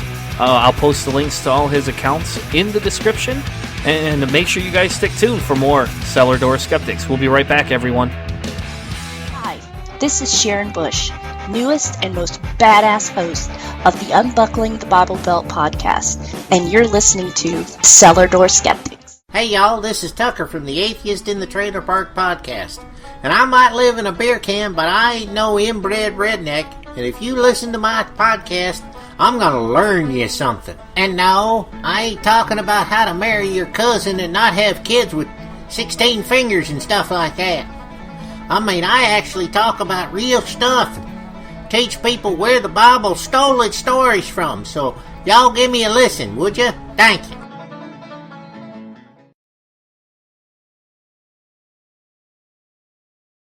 Thank you so much for sticking around for more Cellar Door Skeptics. We've talked with Ishmael. We've talked about science. We talked about weed. But let's talk about trigger warnings. So I did some research and I looked up different definitions. And the big thing for me was this Washington Post article. And it's funny because I talked to one of our friends, Joseph Casper, good friend of ours, and I went through and I talked with him quite a bit about this Washington Post article, and he said that you guys did a show for Heretical Minds on this at some point in your career. He says you guys did a show on the Dunning-Kruger report. Is that true? We might have been talking about something like the fairness doctrine or something along media honesty and integrity, but specifically on that, I'd have to go back through. It was probably part of one of the sections in a full show on Heretical Minds, but I don't remember specifically what show it was. We did like almost 40 of them, so. Yeah. So if anybody's listening to this right now, make sure you guys go back to the Heretical Minds. We are uploading them currently to our new YouTube channel. And yes, go check our YouTube channel. It's not fancy, but we got a lot of content coming in. And so we're going to add all the Heretical Minds shows to the channel at some point here in the next month, because we think it's important that you get the science dose that you need. But the big thing about this article that pissed me off, it wasn't really what was in the article, honestly. It was more about how people were using it. People were complaining about trigger warnings. It was this big thing. People were like, hey, trigger warning this, trigger warning that. Why do we have to have all these things? This is violating my freedom of speech. And this is not coming from the Christian community. I'm getting this from the atheist community. And so one of my big things is that we got to be skeptical about things, right? What's the name of our show, Chris? Cellar Door Skeptics, man. Exactly. So I have to be skeptical about this. And I purposely went out of my way to not post anything online about this. I haven't talked to Chris Hanna about this. I've talked to other people, but not Chris Hanna. So he doesn't even know my opinion, and I don't know his. So you guys are going to get the raw edition. It's going to be a crash course. Yeah. You might want to slip a condom on, because it's pretty damn raw in here. And anyway, the big topic of discussion, the big terminology that we wanted to drop on you, right, was the definitions. So the definition for trigger warning, the one I get from the Oxford Dictionary, is a statement at the start of a place, a piece of writing, a video that alerts the reader or the viewer to the fact that it contains potentially distressing material, often used to introduce a description of some content. Example, there probably should be a trigger warning for people dealing with grief triggers or with sexual assault triggers when joining a new course. So I then went and did some research on the definition of free speech. I went and looked at what this was. And the free speech definition, again from the Oxford Dictionary, says the right to express any opinion without censorship or restraint. So then I thought, well, hold on, okay, right? You can't have censorship in free speech. So is trigger warning censorship? So I then went ahead and looked up the definition for censorship. Again, yes, from the Oxford Dictionary, wanted to be consistent with my findings. Man, you went all the way down the rabbit hole on this one. I did. I had to, because it does. This one is a hot button for me, honestly. So the censorship definition is the suppression or prohibition of any parts of book, film, news, or anything considered obscene, politically unacceptable, or a threat to security. So basically, they're talking about the suppression, not disallowing it, but the suppression, telling you cannot do this, you cannot read that, this is too obscene for you. It would be almost like saying, hey, there's a porn of, 2 cups, 1 girl, or whatever, 1 cup, 2 girls, and this is too much. So we're gonna prohibit this from happening. And the government would step in and say, nope, you're not gonna get to watch this. And you'd be like, well, why? I really want to watch it. Well, no, you're not gonna watch it because we find this distasteful. And I think the big thing that people miss is the harm piece, and we'll get to that in a little bit. But if the government suppressed it, that would be bad. Well, I would disagree with that. I mean, Chris, do you want government suppression? No, I definitely don't want government suppression. And so we look at that and we can say, okay, so we don't want suppression. We don't want the government. But do you think corporations should be able to suppress things, right? So let's say it's a separate entity, not a government entity. It's a corporation. So let's say you own your own business. Should you be able to suppress material coming out of your organization? It depends. I mean, I would definitely want to control the image and releases and stuff. But if my employees were saying things that were in, like, if they were out in the media, the market, or something, saying things as a representative of my company, then I would think there would be grounds for removal or for telling them they can't say that. But if they were just talking about it, amongst themselves in their job or whatever, having conversations, no, you can't suppress that. But if it gets into the slander and libel area when you start doing something where your employees are doing something that could be seen detrimental to the company, then I could see restrictions there. Yeah, and so kind of one of the examples that Joseph and I talked about was when a corporation censors something, it is violating free speech because the corporation has the right to not say what it doesn't want to say, and that they could fire somebody because they felt they didn't represent their voice. I'll be honest, I've been in that situation. I've been in a situation where I was a supervisor and I didn't share the same religious beliefs as them, and so they censored me by fucking firing me. They're like, see ya. Your performance was bad. Well, why? Well, it doesn't matter. You're going to get unemployment. Fuck off. See you. Have a nice time. They have the legal right to do that. A government obviously does not. And that's the big difference is would we want our government to be able to censor what we can and what we cannot say? No, we wouldn't want that. That seems illogical. That'd be because if the government was biased towards Christians, atheists couldn't talk. And vice versa. If the government was biased to atheists, can't even imagine that happening. But if it was, then they could censor Christian talk, and we wouldn't want that. So we want the free speech.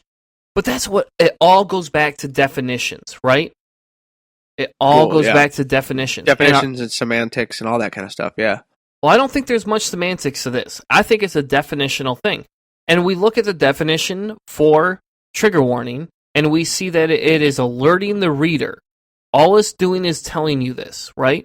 It's alerting the reader to the fact that it contains something distressing. Now, I'll be honest, when I was a kid, you know what the best part about the HBO shows and shit like that was? It told you what the fuck you were going to see. The beginning, they were like, oh yeah, shit's about to go down. Yeah. I didn't need it when I was 15, 16 for trigger warning. I needed it to know which, material I needed to look for. Yeah. Which one am I going to see the, guy get his head blown off? Or which one am I going to see the guy actually stick his penis in something, which never happened. But, you always hoped when you're 15 that would happen. But that's the whole thing, is that you don't see those things. They shouldn't just be a negative impact. They're not censoring what I'm seeing. They're just telling me in advance. It's like spoiler warnings. And I almost think that this anti-trigger warning movement is coming out of the fact that you don't want spoilers. You want to surprise somebody. You want to be able to use that as your way of going after somebody and going and saying, "Hey, boo! Guess what? I just dropped a bomb on you." It's a tactic, right? Shows do it all the time. You got all these goddamn dramas doing it. You watch Heroes. They did that with Heroes. You watch, I don't know, I would say The Office, but they really don't do that. It's pretty fucking predictable. But, you watch Rick and Morty. Boom, they throw it in a different direction. They lead you down one path and emotionally turn you to another. It's a logical way to help build and gain interest. And so sometimes I just think that people are upset that these fucking trigger warnings that they're being made to put on things are harming the other individual because it's revealing their secrets. Well, when I hear trigger warning, I don't think of people being told something they didn't want to hear. I think the word trigger warning to me means this is someone who has a psychological issue of some kind, and the fact that they may see something that you're about to do or in this show that could cause them to have an episode that could be dangerous to them or the people around them. And so when I hear trigger, I don't really think so much of spoiler. I think of this. I immediately go into the mental health situation. And it's really what it is just, do you want to just give somebody a heads up? Hey, this could potentially set you off, so to speak. So this is what's going to be in the show. Is that a problem? And that's it. That's really what it is. This is going to have flashing lights for someone who has epilepsy. Oh, you have epilepsy? You probably shouldn't watch this fireworks display. It's a variety of things like that's a trigger warning to me. And I don't see where the censorship stuff is coming in on this. What's the argument these people have that they're being censored?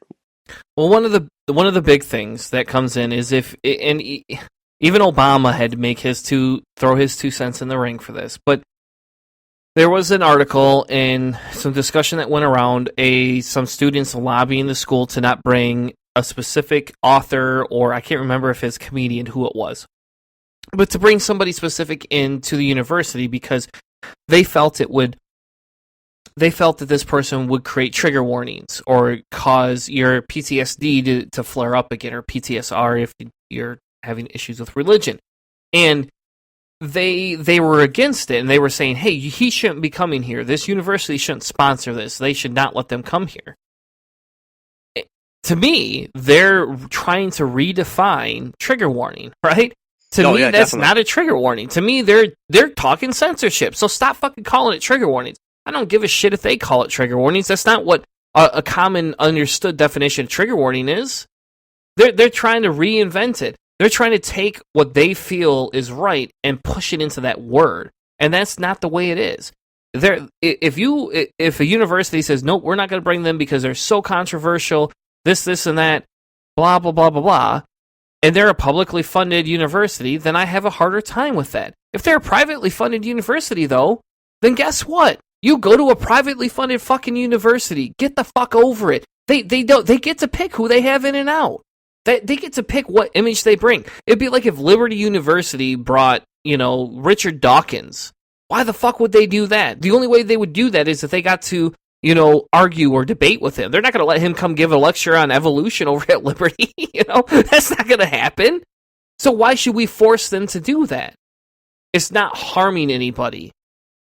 And one of the big things that he says, one of the big things that Joseph and I talked about is that you don't have the right to force your thoughts into somebody else. You have the right to say whatever the fuck you want, but you don't have the right to force me to listen to you. Now, a skeptic, I want to listen to you, but you don't get to force me to fucking do that. And those that do usually are the turnoffs for me as an individual.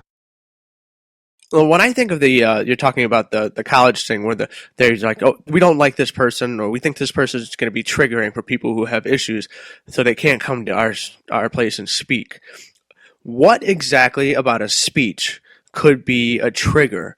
That's the question for me. Is I don't understand how someone coming. It reminds me of the Ayaan Hirsi Ali controversy where they were going to have her speak at a college. It's I think it's Brandeis University. It's the same place that David Silverman went to, and they were going to have her speak. And the city and some of the students were making a big hoopla about she speaks out against Islam, so she's anti-Islam and she is a bigot and a racist. Well, none of that is triggering.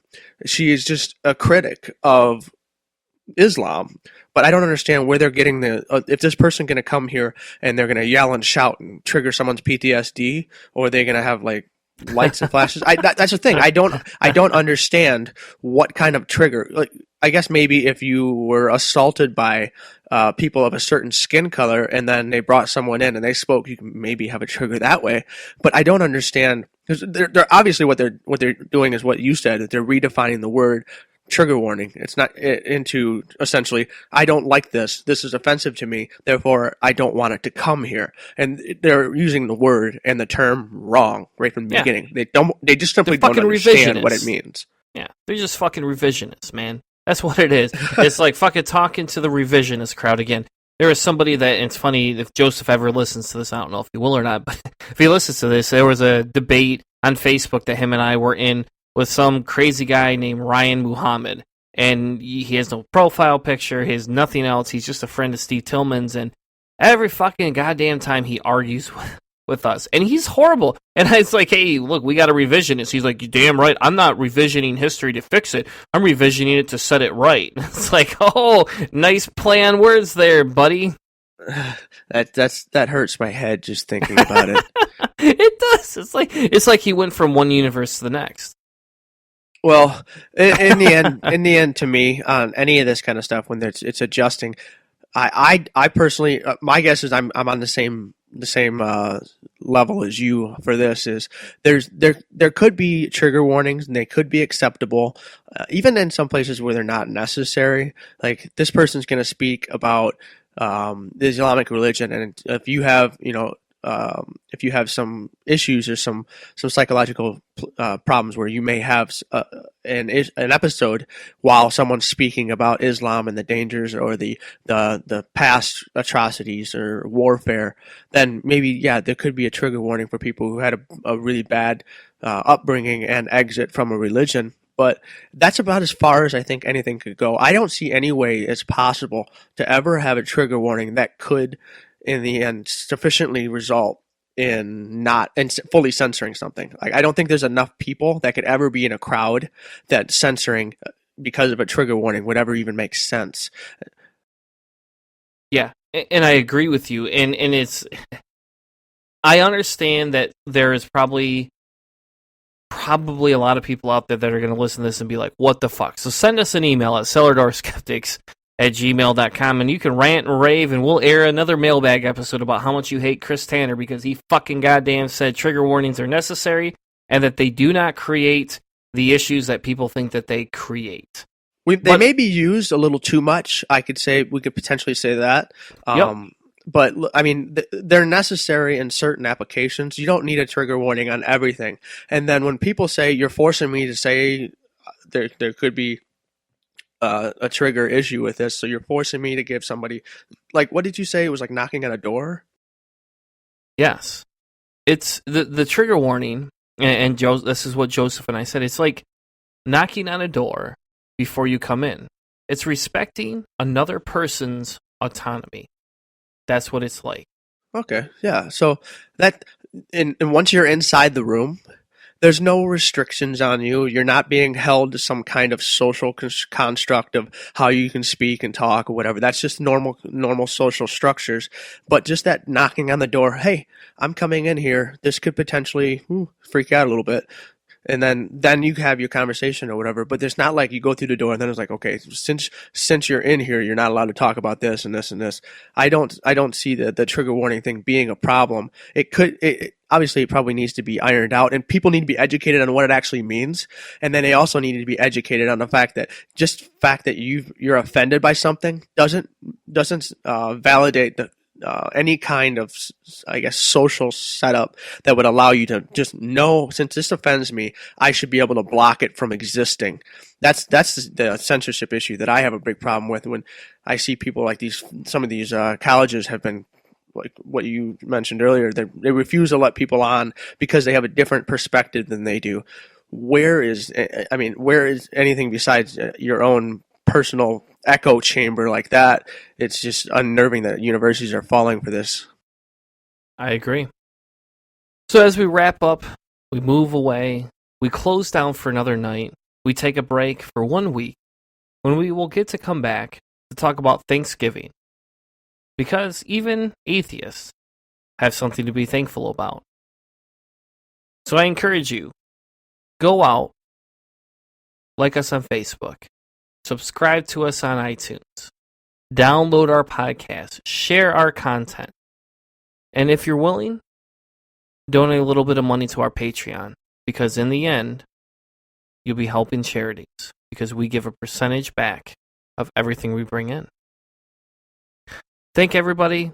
Thank you so much for joining us tonight here on Cellar Door Skeptics. We talked a lot, like we usually do, But next week, we are going to tackle Thanksgiving. We're going to tackle how an atheist can celebrate Thanksgiving with a religious family, something I have to go through all the time.